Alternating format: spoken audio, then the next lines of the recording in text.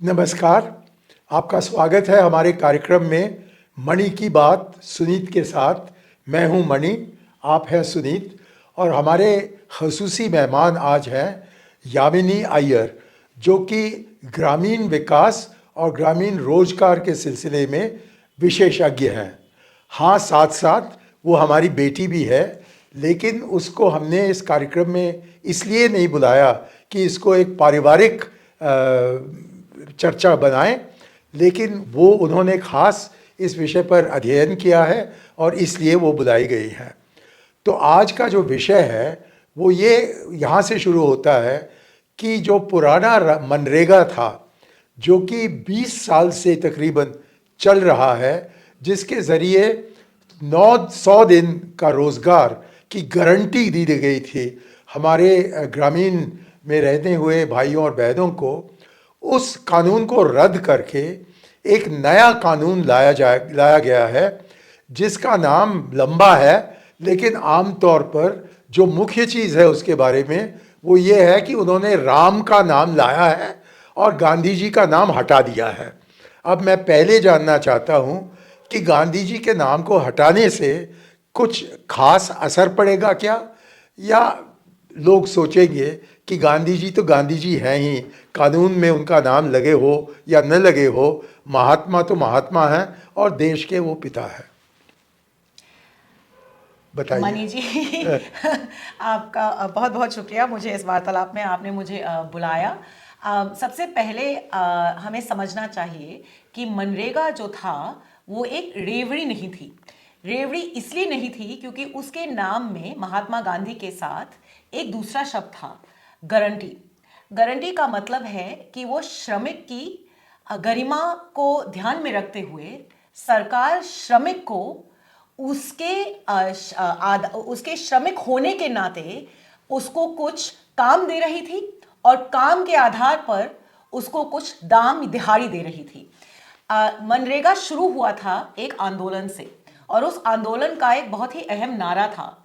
वो नारा था, हर हाथ को काम दो, काम का पूरा दाम दो।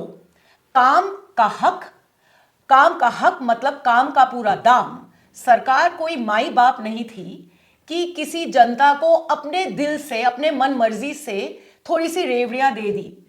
सरकार एक हकदाई नागरिक की पहचान करके एक श्रमिक को उसके काम के आधार पर उसको दाम दे रही थी, दिहाड़ी दे रही थी, उसके काम पे, बल पे। वही एक गारंटी थी।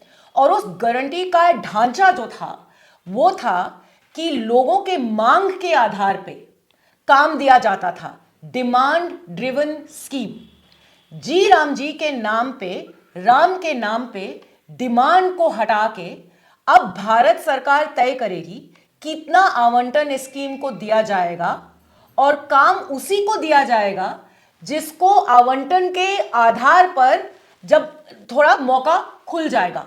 इसमें मांग को हटा के सरकारी आवंटन मतलब सरकार के मन मर्जी के आधार पर आम जनता को काम दिया जाएगा। इसीलिए मनरेगा और जीराम जी में बहुत बहुत ही बड़ा अंतर है। महात्मा गांधी के नाम को हटा के राम के नाम पर हमने एक बहुत बड़ी गलती की है। मगर सिर्फ नाम की बात नहीं है, ये जो आप कह रहे हैं कि सरकार फैसला करेगी, मतलब ये दिल्ली में सेंट्रल गवर्नमेंट फैसला करेगी, तो स्टेट गवर्नमेंट का इसमें कोई रोल नहीं होगा फैसले में, और पंचायतों का कोई रोल नहीं होगा। तो इसका मतलब है it's also hit against our federal system. बिल्कुल, इसमें हमें एक बहुत ज़रूरी चीज़ समझनी चाहिए कि भारत सरकार, हमारा जो पूरा फिस्कल फेडरलिज्म का जो ढांचा है, जिस तरीके से हमारे संविधान ने तय किया था कि भारत सरकार और राज्य सरकार के बीच में किस तरीके से पैसों की डेवल्यूशन होगी, भारत सरकार के हक में टैक्सेशन के ज़्यादा हक हैं। मतलब कि हम और आप जो अपना टैक्स देते हैं, डायरेक्ट टैक्स, वो भारत सरकार को देते हैं, ना कि राज्य सरकार को। और किस तरीके से उस टैक्स का पैसा बांटा जाता है, जो बंटवारा जो होता है, उसके लिए एक लेवल पर एक फाइनेंस कमीशन बनाया गया था। संविधान ने कहा था कि हर 5 सालों में एक फाइनेंस कमीशन बनेगा, जो एक फॉर्मूला के आधार से बंटवारा करेगा हमारे टैक्सेस का अलग अलग राज्यों में। उम्मीद यही थी कि हर राज्य को इतना पैसा उनके हाथ में हो कि हर नागरिक को at a level of basic public services should be guaranteed for all. आप बिहार के हो या केरल के हो, सरकारी स्कूल आपके लिए भी चलना चाहिए, चाहे आप बिहार में पैदा हुए जहां पर कैपिटा जीडीपी थोड़ा कम है, या चाहे आप केरल में पैदा हुए जहां पर कैपिटा जीडीपी ज्यादा है। उसके अलावा एक दूसरा प्रावधान दिया गया था जिसे कहते हैं सेंट्रली स्पॉन्सर्ड स्कीम्स और सेंट्रल सेक्टर स्कीम्स। ये डिस्क्रेशनरी है, मतलब कि भारत सरकार ने पावर थोड़ा अपना अपनाया कि नेशनल गोल्स जो हैं, जो सब हर जगह तक पहुंचने चाहिए, उन गोल्स को एट सम डिस्क्रेशन एक स्कीम के द्वारा फंड किया जाए, और उसमें राज्य सरकार भी अपना देन देती थी और भारत सरकार भी अपना देन देता है। कुछ स्कीम्स होते हैं जैसे सेंट्रली स्पॉन्सर्ड स्कीम्स जिसमें रेशो बना है 60-40, पहले 75-35 होता था, अलग अलग रेशो होते थे, फिर 2015 में उन्होंने 60-40 का रेशो बनाया। मतलब भारत सरकार 60% पैसा देती है और राज्य सरकार अपने बजट से बाकी का 40%। नरेगा जब बना था तो कानूनन बना था, और जब कानून बना था, और मनी जी आपको तो मालूम है क्योंकि आप उन सारे चर्चाओं में आपकी एक बहुत भारी भूमिका रही थी, तय किया गया था कि ये पूरे भारत में लागू करना चाहिए और इसकी जिम्मेवारी और इसकी जवाबदेही भारत सरकार लेगी, क्योंकि भारत सरकार ने कानून बनाया, राज्य सरकार ने नहीं। सबसे पहले नरेगा टाइप का कानून बना था महाराष्ट्र में। उस समय उसका पूरा इंप्लीमेंटेशन और उसके पूरे बजट का आवंटन जो था वो महाराष्ट्र स्टेट गवर्नमेंट ने अपने टैक्सेस से किस साल की बात है? 1970s में, एग्जैक्ट साल में को याद नहीं आ रहा, मगर वहां पे एक बहुत बड़ा सूखा पड़ा था, ड्राउट हुआ था, और उस ड्राउट को as relief for drought affected victims तब एक एम्प्लॉयमेंट गारंटी का स्कीम बना था, और वही आधार बना जिसके आधार पर एम्प्लॉयमेंट गारंटी का जो पूरा आंदोलन चला था वो शुरू हुआ था, और फिर फाइनली 2006 में नरेगा, उस समय उसको कहा जाता था, नरेगा का कानून लागू हुआ पार्लियामेंट ने जब फरवरी में 2006 में पास किया था। क्योंकि पार्लियामेंट ने पास किया था तो ज्यादा जिम्मेवारी उसकी भारत सरकार की थी, तो एक 90-10 रेशो में बना था कि 90% पैसा जो था वो भारत सरकार लेगी और 10% पैसा राज्य सरकार लेगी। इसमें दो चीज थे, मटीरियल कॉस्ट, वेजेस सबसे ज्यादा कॉस्ट था, दूसरा था मटीरियल का कॉस्ट स्टेट गवर्नमेंट उठाएगी, और क्योंकि ये एक कानून था, हक की पहचान कर रहा था, गारंटी थी कि 15 दिन के अंदर अंदर अगर आपको काम चाहिए तो एक काम की एप्लीकेशन जारी करते थे, और 15 दिन के अंदर अंदर सरकार को काम खोल के आपको काम दिलवाना है, ये थी गारंटी। अगर 15 दिन के अंदर सरकार ने आपको गारंटी से काम नहीं दिलवाया तो एक अनएम्प्लॉयमेंट दिहाड़ी, एक अनएम्प्लॉयमेंट इंश्योरेंस सरकार को आपको देनी थी। और क्योंकि इंप्लीमेंटेशन क्रियान्वयन की जो पूरी जिम्मेदारी है वो स्टेट गवर्नमेंट राज्य सरकार पे रहती है, तो राज्य सरकार में जवाबदेही लाने के लिए ये अनएम्प्लॉयमेंट इंश्योरेंस की जो था वो राज्य सरकार के बजट से जनता तक पहुंचनी थी। That was the structure of the scheme. जब हमने इसको 60-40 किया, इसका मतलब है कि अब राज्य सरकार को 40%, 10% तो वो वैसे देती थी, उसके ऊपर 30% और अपना पैसा डालना है। ना कोई स्टेट गवर्नमेंट से बात हुई, ना कोई उनके साथ सलाह ली गई, ना उनकी बात इसमें आई। भारत सरकार ने तय किया कि 90-10 की जगह हम 60-40 करेंगे। इसका प्रभाव स्टेट गवर्नमेंट्स पर अलग अलग तरीकों से पड़ेगा। मेरे कॉलीग्स, मेरे साथ जो हम लोग पहले काम करते थे काफी बजट पे, उन्होंने काफी एनालिसिस किया है इसके लिए। अगर आप पिछले साल का बजट आवंटन देखें तो 86,000 करोड़ के आसपास का एलोकेशन दिया था। काम की मांग ज्यादा थी, पेंडिंग लायबिलिटीज भी पिछले साल के थे, टोटल उसको लगा के टोटली 1.1 लाख 19 करोड़ का टोटल बजट था नरेगा का पिछले साल, जहां पर आम जनता को केवल 50 दिन का काम दिया गया था। अब उन्हीं आंकड़ों को देखकर अगर आप 60-40 रेशो को जाएंगे तो क्यूम्युलेटिवली अक्रॉस ऑल स्टेट्स 4,000-5,000 करोड़ का उन पर ज्यादा फर्क पड़ेगा। It's not a small amount, especially given that states do not have control over their own taxes. So it is minus consultation. सलाह अगर ली गई थी तो बात अलग होती, सलाह नहीं ली गई। भारत सरकार ने अपने बल पर तय किया कि 90-10 की जगह अब हम 60-40 पर जाएंगे, और फिर अब राज्य सरकार पर पूरा जवाबदेही हम राज्य सरकार पे ही लगाएंगे कि अब आप जाके सबको काम दीजिए। अब उनका कहना है, सरकार का कहना है, भारत सरकार का, कि मनरेगा में तो 100 ही दिन देते थे, हम तो 125 दिन की रोजगार देने वाले हैं। तो इसके बारे में आप क्या कहना चाहती हैं? पब्लिसिटी भी एक बहुत अच्छी चीज होती है। स्कीम को बदलने के लिए आपने जितने दिन पे काम देना, जितना जितना काम आपने गारंटी किया था उसको 25 दिन और दे दिया। बट अगर आप ध्यान से गहराई से कानून में देखेंगे तो 100 दिन जो थे वो एक फ्लोर था। इसका ये मतलब नहीं था कि अगर राज्य सरकार चाहती थी तो वो 100 से 150, 170 जो भी वो चाहती थी, जो फिस्कली वो कर सकती थी, वो कर सकती थी। बट सच्चाई तो ये है कि पिछले साल करीबन 50 और 55 दिन के बीच की काम पर्सन डेज पे कैलकुलेट होता है, काम दिया गया था क्योंकि आवंटन कम था। और ये केवल पिछले 10 साल की बात नहीं है। मैं आपको भी आपकी भी जवाबदेही लेना चाहूंगी। 2010 या 11 से मनरेगा जब शुरू हुआ था 250 लगभग के डिस्ट्रिक्ट्स में, फिर 2009 के इलेक्शन से पहले पूरे देश भर में फैल गया था, और उसके बाद से आहिस्ते आहिस्ते आहिस्ते उसका आवंटन कभी उसकी मांग के हिसाब से पूरा नहीं हुआ था। 2011 से बजट कट्स की स्थिति नरेगा में थी। जब कोविड हुआ उस समय क्योंकि जरूरत थी और सरकार को कुछ करना था, पूरा नरेगा का ढांचा बना हुआ था, उस समय वो कैश ट्रांसफर्स, लाडली बहना वगैरह वगैरह नहीं थे, तो नरेगा का आवंटन बढ़ा और क्योंकि काम की मांग भी बहुत बड़ी थी।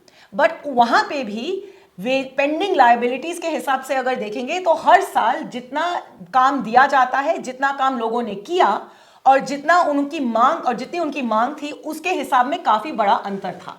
तो 125 दिन का कहने में बहुत अच्छा लगता है और जनता के सामने जाके कहना कि हमने स्कीम नहीं बदला बल्कि हमने आपको 25 दिन और दिए, ये कोई जनता लोगों को, ये कोई सरकार जनता को कोई देन नहीं दे रही। लोग मांगते हैं, मांग के हिसाब से काम देना चाहिए, ये गारंटी थी मनरेगा में और उस गारंटी को अब तोड़ दिया है सरकार ने। बिल्कुल, इसको समझने वाली बात है कि पहले हक बनता था हर श्रमिक का कि वो काम मांगे और दायित्व था राज्य का कि वो काम उसको दिया जाए। अब वो हक हटाया गया है, वो मांग नहीं सकते हैं। उसको बताया जाता है कि आवंटन बस इतना है, तो इसके अंतर्गत जितना काम हम दे सकते हैं हम देंगे। ये नहीं कि आप मांगो और आपको हक के हिसाब से आपको मिलेगा।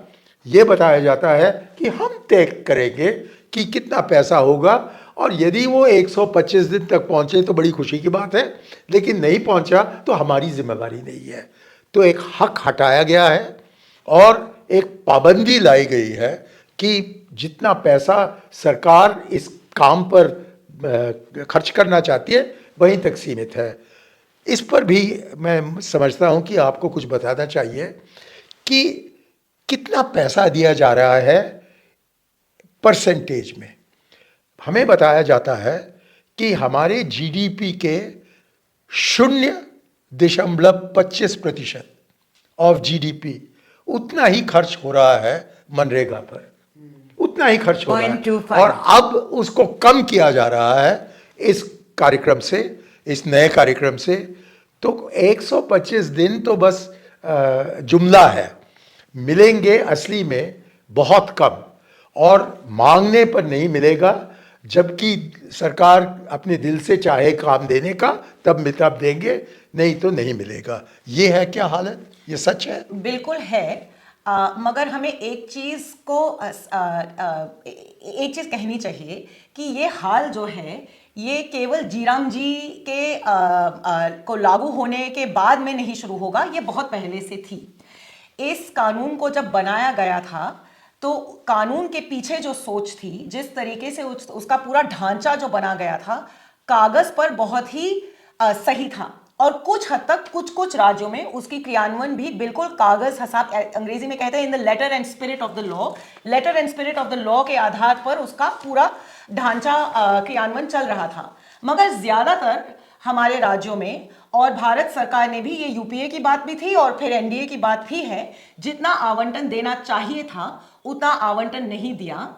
और जब बजट की अभी फरवरी 1 को हमारा जो भारत सरकार का जो बजट निकलेगा पार्लियामेंट में, यही प्रक्रिया हर साल चलती थी कि वित्त मंत्री जो हैं वो पार्लियामेंट के सामने कहेंगे कि हमारा आवंटन हमने 60,000 करोड़ दे दिया नरेगा को, और फिर अगर आप आंकड़ों के गहराई में जाएंगे और डिमांड के हिसाब से देखेंगे तो साफ पता लगेगा कि जितना डिमांड था और जितना आवंटन दिया गया है उसके बीच में अंतर काफी है। कुछ हद तक ये होता था, बट क्योंकि उसमें ऑलरेडी शुरुआत में 1 फरवरी को एक आवंटन दिया जाता था, it served as a disincentive, जो हम अंग्रेजी में कहते हैं। सरकार को पता था कि इतना पैसा नहीं है तो जितनी मांग है ना उसको रैशनलाइज कर दो, थोड़ा थोड़ा आहिस्ते कर दो। ये बहुत पहले से चल रहा था। इन सम सेंस अब जो पूरा ढोंग था उसको हटा के सब लोगों के सामने कर दिया कि गारंटी को हटा के जी राम जी को हमने बना दिया। जो हम पहले करते थे वो अब बिना किसी प्रिटेंस के लोगों के सामने हमने रख दिया। तो ये एक क्रियान्वयन की बहुत बड़ी समस्या थी। वेजेस को इन्फ्लेशन इंडेक्स करना था, और आप देखेंगे वेजेस कितनी मिल रही है, दिहाड़ी कितनी मिल रही है, मिनिमम वेज के बहुत नीचे दिहाड़ी मिल रही थी। तो क्रियान्वयन में बहुत सारी खामियां थी और उसी खामी को अब हमने लॉ बना दिया या स्कीम बना दिया। हाँ, मतलब जो कमी थी उसको सही बना दिया बिल्कुल। और जो कमी थी उसको हटाया नहीं, और इतना ही किया है कि गांधी का नाम हटा दिया और भगवान राम का नाम ले आए हैं। इस विषय में पंचायतों को एक अहमियत दी गई थी कानून में। उन्हीं को तय करना था कि कौन सा काम उसी स्थायी इलाके के लिए ज़रूरी है, और वो तय करते थे कि कितना दिन लगेगा उस काम करने में, और यह जबकि वो ख़त्म हो जाता है और कहाँ जाएंगे क्या काम करने के लिए। लेकिन आज जो चल रहा है इस कानून के अंतर्गत केंद्रीकरण हो रहा है, विकेंद्रीकरण नहीं। तो इसका क्या असर होगा? जो कानून जब बना था और आपको मेरे से ज़्यादा इसके बारे में मालूम है क्योंकि शायद आप उन कमरों में थे, हम तो सिर्फ उसकी पढ़ाई लिखाई कर रहे थे। एक बहुत ही ज़रूरी दो बहुत ज़रूरी चीज़ें उसमें डाली गई थी। एक तो कि शायद ये कानून केंद्रीय सरकार ने बनाया है और सबसे ज़्यादा उसका पैसा केंद्रीय सरकार ही दे रहा है, मगर उसको सही तरीके से लोगों की ज़रूरतों के हिसाब से लागू करने के लिए पंचायतों की भूमिका अहम होनी चाहिए। क्योंकि कोई एसी के कमरे में बैठ के ये नहीं तय कर सकता कि एक गांव में सड़क बनाना है या उसमें कुछ कॉन्टूर बंदिंग का काम करना है या जो भी था, क्योंकि ये काम सिर्फ अनस्किल्ड वर्क श्रमिक के लिए था। और इसमें एक बहुत बड़ा मौका भी था कि पंचायतों जिसको भारत सरकार और ज्यादा राज्य सरकार पैसा देना नहीं चाहती, क्योंकि कोई पावर अपने आप से दे के किसी और को देना नहीं चाहता। हमारे सरकारी ढांचे की सबसे बड़ी कमी यही है। ये एक मौका था पंचायतों को अपने वोटर्स के लिए सही तरीके से कुछ काम करने का, पंचायत को सक्षम बनाने का ये एक बहुत बड़ा मौका था। बहुत जगहों में ये ठीक तरीके से लागू नहीं हुआ, सच्चाई ये है। जहां एडमिनिस्ट्रेटर पे प्रेशर था कि नरेगा का बजट सही तरीके से खर्च करना चाहिए, एडमिनिस्ट्रेटर कहता था कि मैं क्यों अपने नरेगा के पैसे इन भ्रष्ट पंचायतों को दूं, वहां पे काम ज्यादा करना पड़ेगा, पंचायत को सक्षम करना आसान काम नहीं है। तो वो खुद अपने लेवल पर कुछ कर लेते थे, बजट वगैरह प्लान वगैरह बना के काम खोल देते थे। मगर क्योंकि कानून में लिखा था पंचायत का हक बनता था पूछने के लिए, मांगने के लिए, पंचायत के लिए जगह बन गई थी और सबसे जरूरी पंचायत के ही अकाउंट में पैसा पहुंचता था। तो कुछ तो भूमिका थी पंचायत की, और उस भूमिका से जहां सही तरीके से काम चल रहा था, पंचायत आहिस्ते आहिस्ते से थोड़े बहुत सक्षम हो रहे थे। इस कार्यक्रम में अब इट्स नॉट कि पंचायत को हटा दिया गया है, मगर पंचायत की कोई भूमिका ही नहीं रही, क्योंकि कहा गया है कि सारे जो गांव के लेवल पर काम हैं वो विकसित भारत की प्राथमिकता के अनुसार दिए जाएंगे। विकसित भारत की प्राथमिकता पंचायत के जीपीडीपी, ग्राम पंचायत डेवलपमेंट प्लान के आधार पे तो नहीं बन रहे हैं, वो दिल्ली में बन रहे हैं।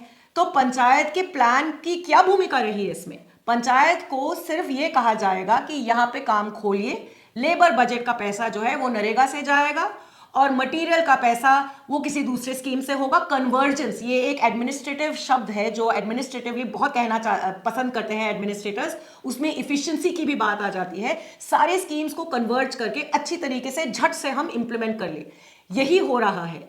और इसमें पंचायत एक पोस्ट ऑफिस बन गई है, जो ऊपर से आदेश आता है उसको कभी सही तरीके से और कभी गलत तरीके से लागू करते हैं।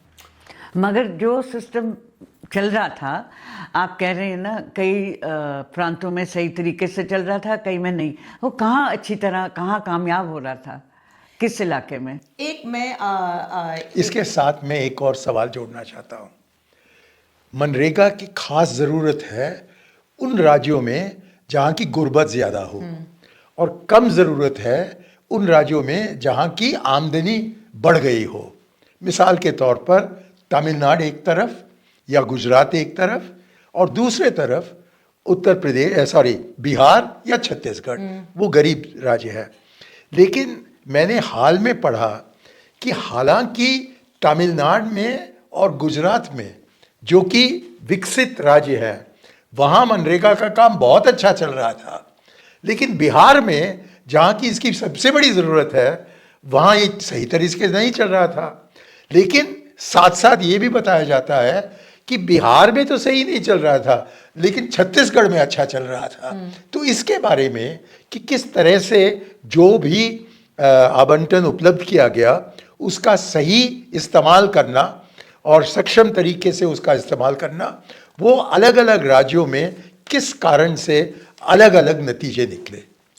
तो क्योंकि हम लोग रिसर्चर्स हैं, तो पहले मैं रिसर्च की बात करती हूँ और फिर आपके जो बड़ा सवाल आपने पूछा उसका जवाब देती हूँ। मनरेगा जो है एक ऐसा स्कीम है जिसमें दुनिया भर के अर्थशास्त्री, पॉलिटिकल साइंटिस्ट, रिसर्चर्स, मेरे जैसे लोग सब आए उसको समझने के लिए, क्योंकि वो अपने आप में एक बहुत यूनिक सी चीज़ थी। आंदोलन से बना एक उसका एक बहुत बड़ा ढांचा बना। पहली बार एक गरीब देश ने तय किया कि सारी दुनिया में पहली बार ये बना। वही तो, सारी दुनिया में पहली बार, क्योंकि ब्राजील में, मेक्सिको में कैश ट्रांसफर्स का जो पैसा देने का जो की जो प्रक्रिया था वो शुरू हो गई थी। उनका बोल्सा फैमिलिया एक बहुत बड़ा स्कीम है ब्राजील में, प्रोग्रेसा नाम का एक स्कीम है जो मेक्सिको में चल रहा था। मगर हमारे देश में हमने तय किया कि हम गरीबों की प्रोटेक्शन, उसको अंग्रेजी में हम कहते हैं सोशल प्रोटेक्शन, जो जब सरकार के पैसे लोगों की प्रोटेक्शन के लिए दिया जाता है, वेलफेयर एज वेलफेयर पेमेंट्स, हम उसको काम के आधार पर देंगे और श्रमिक के आधार पर देंगे। तो अपने आप में ये बहुत, और गारंटी के आधार पर देंगे, तो अपने आप में ये बहुत यूनिक चीज़ थी। और अर्थशास्त्री जो है उनको ये चीज़ें अच्छी नहीं लगती। उनको लगता है कि पैसा जो है बड़ी बड़ी हाईवेज में डालना चाहिए, बिजनेस में डालना चाहिए, क्योंकि तभी तो देश की इकोनॉमिक ग्रोथ, जीडीपी जो है वो बढ़ेगी।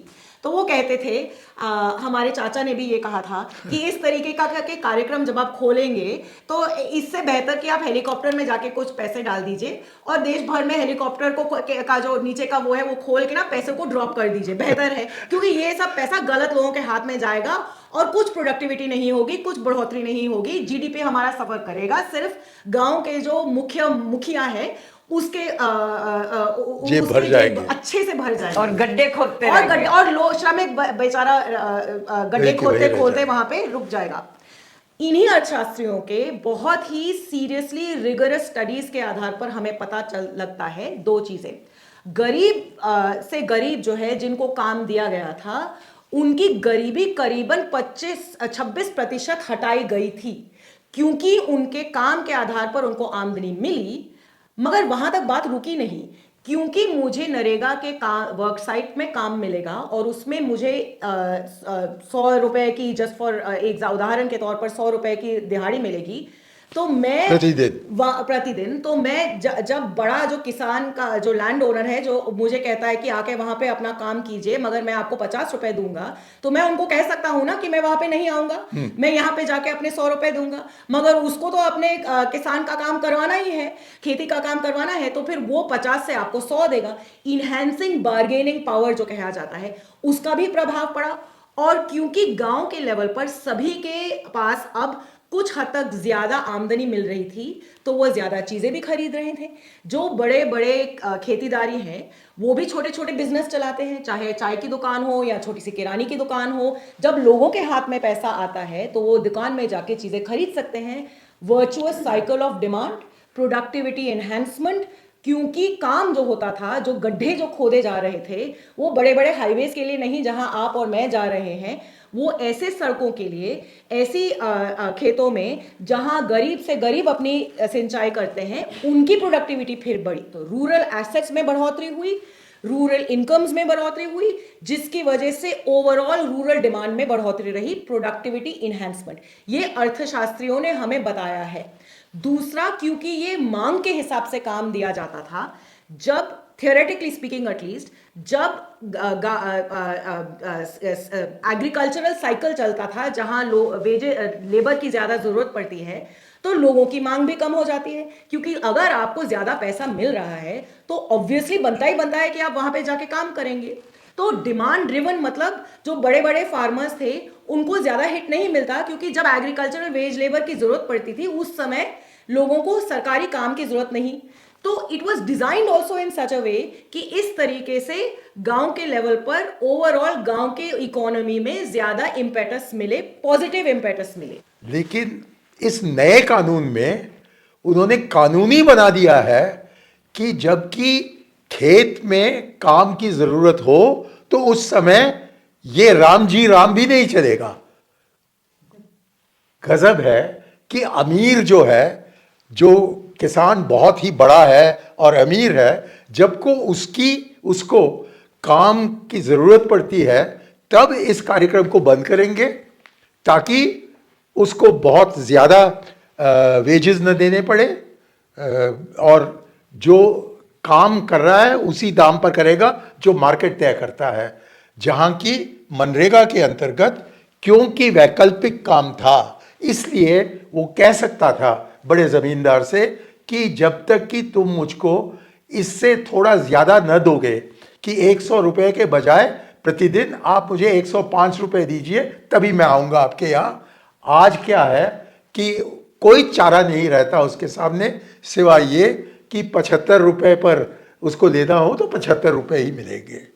तो रही दूसरी जो बात आपने पूछी कि तमिलनाडु, हाँ। केरल, गुजरात, जो उतने गरीब राज्य नहीं हैं बिहार और यूपी के तुलना में, वहाँ पे ज़्यादा नरेगा का काम दिया जाता था, यूटिलाइजेशन जो है सरकारी पैसों का ज़्यादा हो रहा था।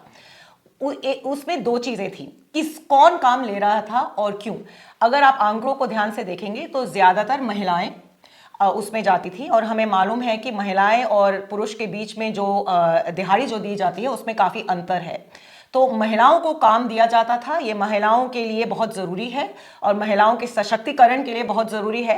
तमिलनाडु, केरल में, गुजरात में, क्योंकि राज्यों में उनकी इकोनॉमी ज़्यादा बढ़ रही है, इसका ये मतलब नहीं है कि वहाँ बेरोज़गारी और महिलाओं की बेरोज़गारी सबसे ज़्यादा की समस्या नहीं है।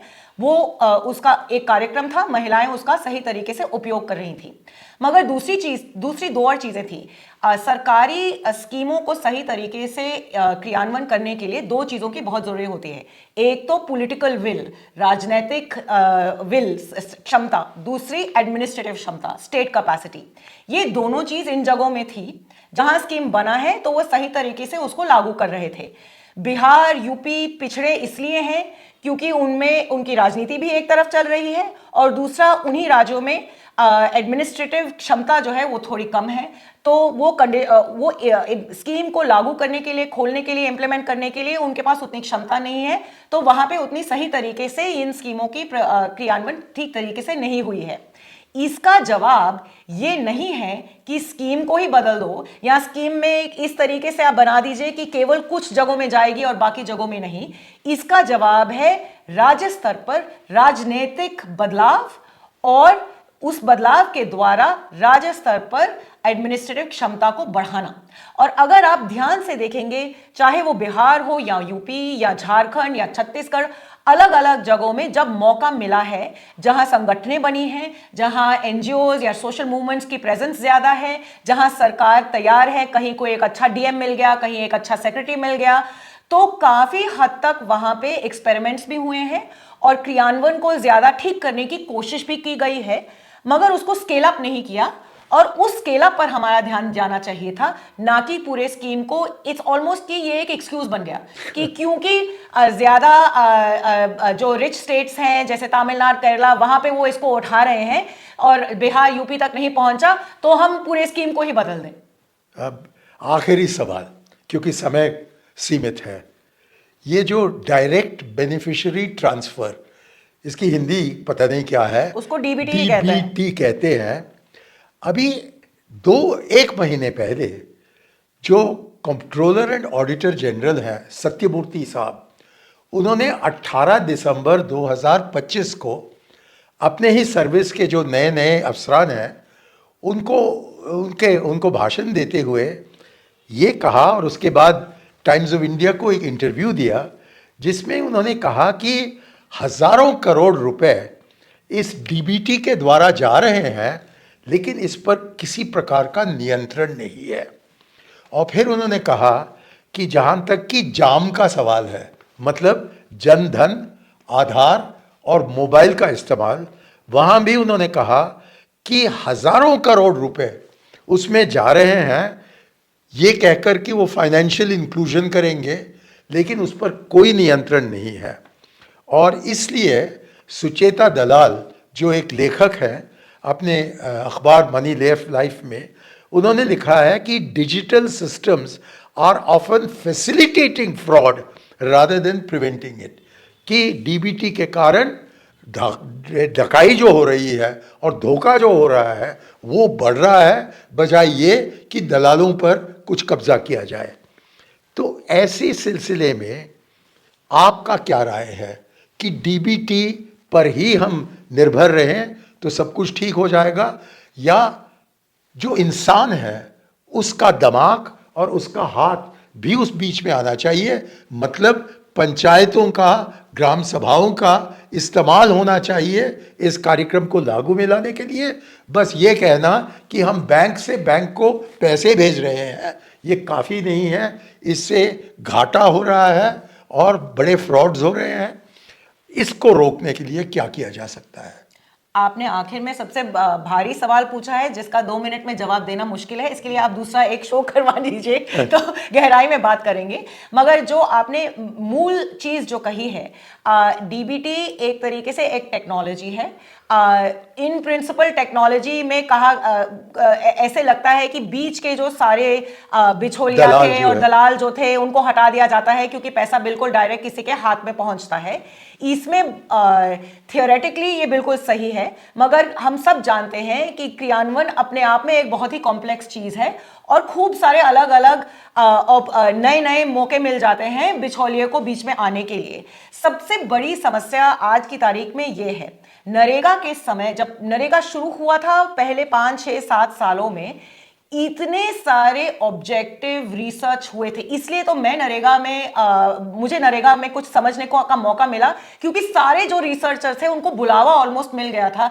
एक नया स्कीम है, बहुत बड़ा मौका है, आइए देखिए, समझिए, अपने अपने अलग अलग रिसर्च मेथड्स को इसमें लगाइए तो पता तो चले कि हो क्या रहा है।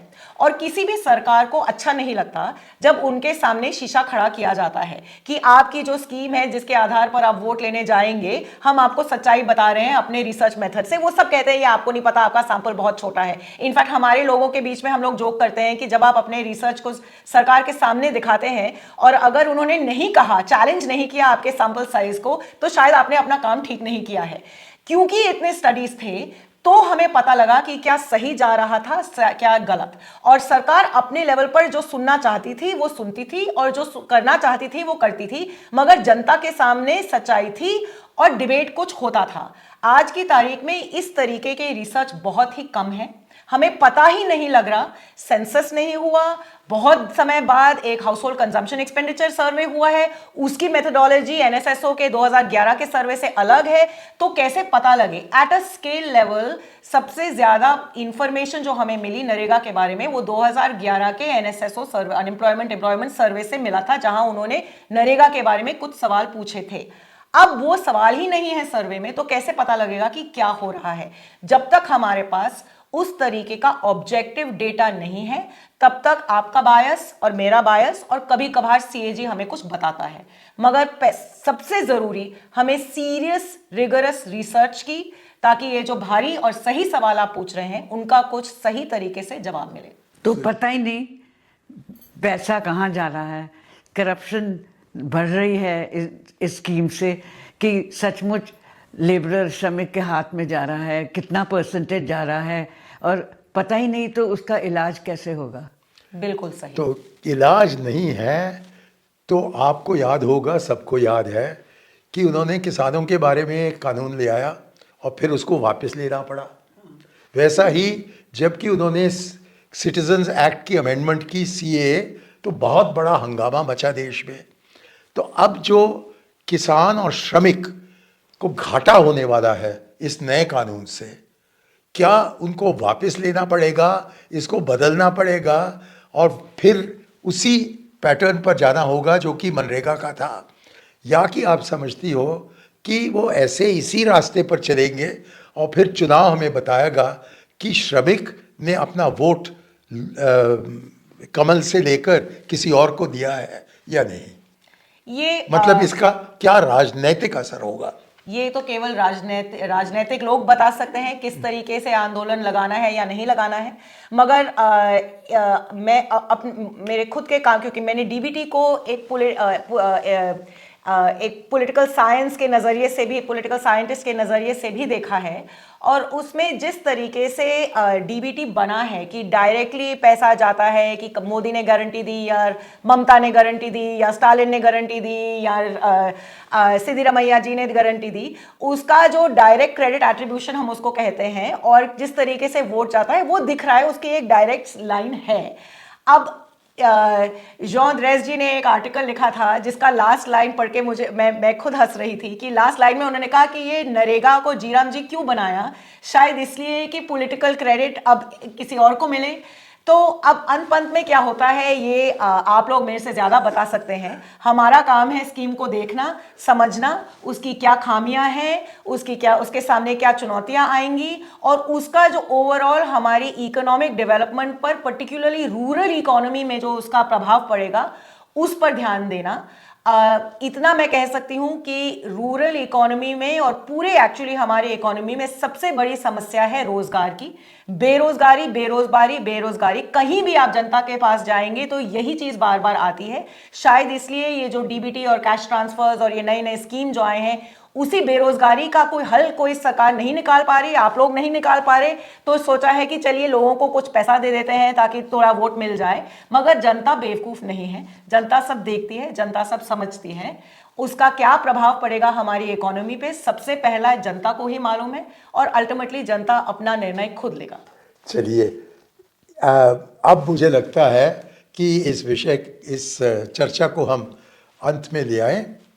तो बहुत बहुत धन्यवाद, क्योंकि आपने बहुत ही स्पष्ट तरीके से स्पष्टीकरण दिया है और सुनीत ने भी इसमें भाग लिया है। मैं बस अपने दर्शकों से कहना चाहता हूँ, जय किसान, जय श्रमिक और जय हिंद।